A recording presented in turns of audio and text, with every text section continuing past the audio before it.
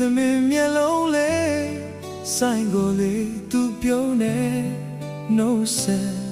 ခါရဲ့ခွဲသွားမဲ့သူဘယ်လိုဝင်ကြွေးများရှိလာတဲ့တုံးအိုးသာအခုမှတွေ့ကြကရဲ့ခွဲသွား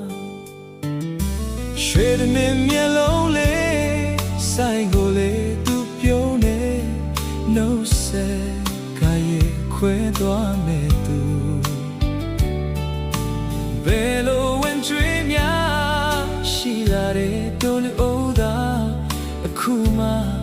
တွေ့ကြကရဲ့ခွဲသွားစိတ်ထဲမှာလေးတကယ်ခံစားရဖို့ခွဲ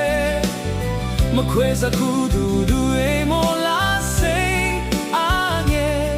နမ်းရဲ့အဝေးရောက်တော့ရင်မမေ့နဲ့